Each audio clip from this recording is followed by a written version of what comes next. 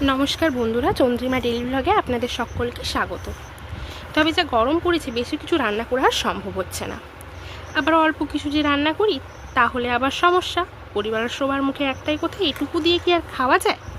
ताई ठीक करलाम आज एमन किछु रान्ना करब जाते परिबारेर सबाई हासि मुखे खेये उठे जेतेও पारे, आबार आमार खाटनिटाও एकटु कम हय। ताई आज रान्ना करब माछेर माथा दिये मुगेर डाल एबं सरू सरू आलू केटे पोस्त छड़िए आलू भाजा। माछेर माथा दिए डालटा रान्ना करार जोन्नो आमी नियेछि दुटो माछेर माथा। एगुलोके आमी परिष्कार करे धुए लबण माखिए रेखेछि। नियेछि सोना मुगेर डाल, এই সোনা মুগের ডালটিও আমি পরিষ্কার করে ধুয়ে জলে ভিজিয়ে রেখেছি। নিয়েছি আদা বাটা, জিরে বাটা, লবণ, হলুদ, লঙ্কা গুঁড়ো, শুকনো লঙ্কা, তেজপাতা, পাঁচফোড়ন এবং কোচানো টমেটো। আলুগুলোকে ভাজার জন্য আমি আলুগুলোকে সুন্দর করে কেটে রেখেছি এবং নিয়েছি একটা পাত্রে কিছুটা পোস্ত এবং সরিষার তেল। এই সমগ্র রান্নাটাই আমি কিন্তু এই সরিষার তেলটাতে রান্না করব। এখন নুন মাখানো মাছটিতে আমি সামান্য পরিমাণ উপর নিচ থেকে ভালো করে হলুদ দিয়ে দেব এবং হলুদ দিয়ে মাছটাকে আমি ভালো করে মেখে নেব।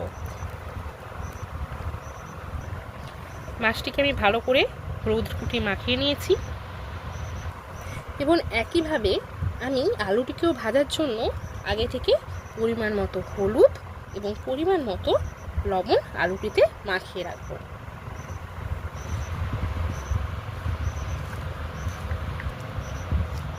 আলুটিও আমার লবণ এবং হলুদ মাখানো কমপ্লিট।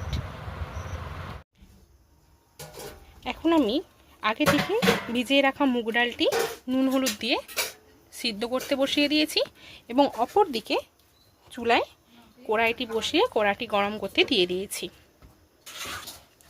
কড়াইটি আমার গরম হয়ে গেছে। এখন আমি কড়াইয়ে সামান্য পরিমাণ তেল দিয়ে দিচ্ছি মাছ দুটোকে ভাজার জন্য। কড়াইটা আমার গরম হয়ে গিয়েছে এবং তেলটাও ভীষণভাবে গরম হয়ে গিয়েছে। এখন আমি আগে থেকে নুন হলুদ মাখিয়ে রাখা মাছটি কড়াইয়ে দিয়ে দেব।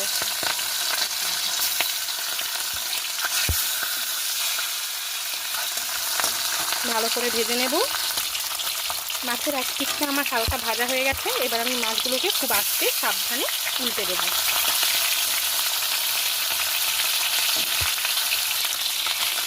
মাছের মাথাগুলো আমি উল্টে পাল্টে সুন্দর করে ভেজে নিচ্ছি। মাছের মুড়োটা আমার অলমোস্ট ভাজা ডান। এবার আমি মাছের মুড়োটা আস্তে আস্তে সুন্দরভাবে একটি পাত্রে তুলে নেব।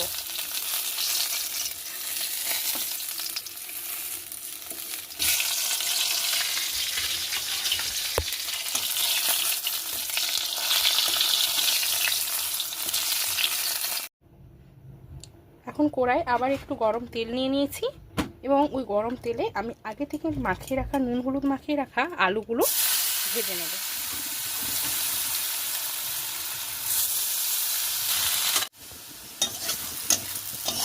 আলুটা আমি সুন্দর করে ভেজে নিয়েছি। এবার আমি আলুটাকে একটি পাত্রে তুলে নেব।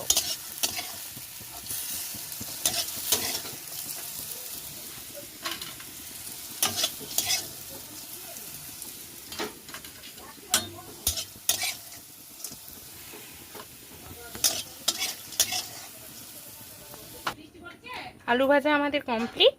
এখন এই আলুটার উপরে আমি উপর থেকে একটু পোস্ত ছড়িয়ে নিচ্ছি।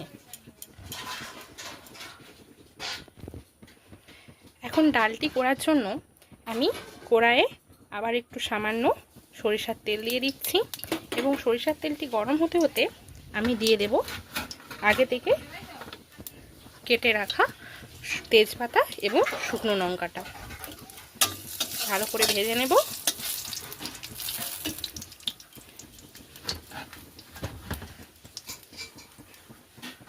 শুকনো লঙ্কা এবং তেজপাতাটা ভালো মতো ভাজা হয়ে গেলে উপর থেকে দিয়ে দেব পাঁচফোড়ন।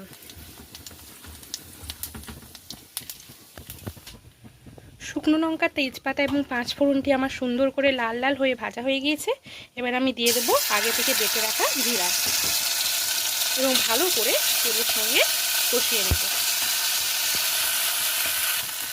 জিরাটা আমি ভালো করে কষিয়ে নিয়েছি। এখন দেখতে পাচ্ছি জিরাটা আমার ভালো মতো ভাজা হয়ে গেছে। এবার আমি উপর থেকে দিয়ে দেব আগে থেকে বেটে রাখা আদা বাটা।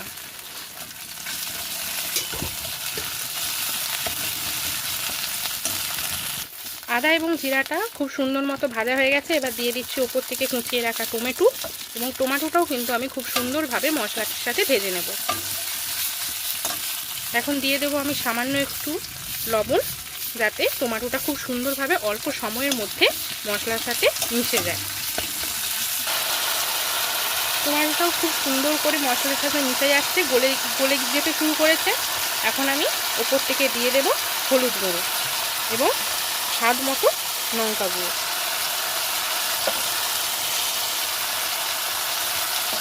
ভালোভাবে মশলার সাথে মিশিয়ে নেব।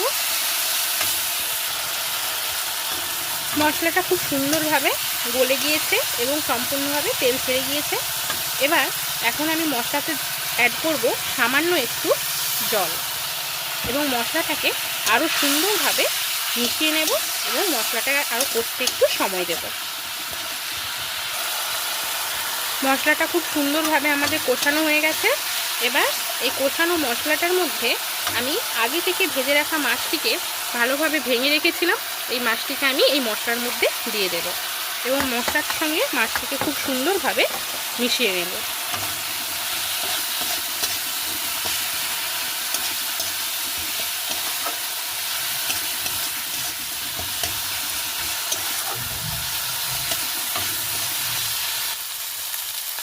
মশলার সাথে মাছটা আমি সুন্দরভাবে মিশিয়ে দিয়েছি।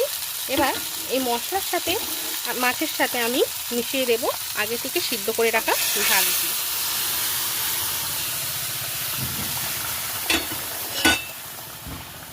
এখন সুন্দরভাবে মাছ এবং মশলার সাথে এই ডালটি আমি মিশিয়ে দেব এবং ফুটতে সময় দেব।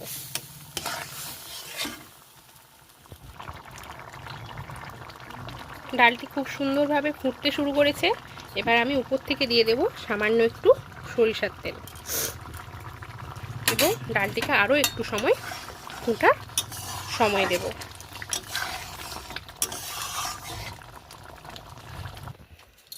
ডালটি আমাদের সম্পূর্ণভাবে প্রস্তুত। এবার ডালটিকে আমরা একটি পাত্রে নামিয়ে নিচ্ছি। ডালটিকে নামিয়ে নিয়েছি একটি পাত্রে। এখন ডাল এবং ঝুরি ঝুরি করে পোস্ত দিয়ে আলু ভাজা আমাদের সম্পূর্ণভাবে প্রস্তুত। এখন আমি সুন্দর করে ভাতের থালাটিকে পরিবেশন করেছি। এরকম যদি ভাতের থালায় লেবু, ঘি, সরু সরু করে ঝুরি করে আলু ভাজা আর মাছের মাথা দিয়ে মুগের ডাল থাকে, তাহলে এই গরমের দিনে আর কি চাই বলুন। আমাদের খুব ভালো লাগলো। আপনাদের ভালো লাগলে আপনারাও একদিন ট্রাই করবেন।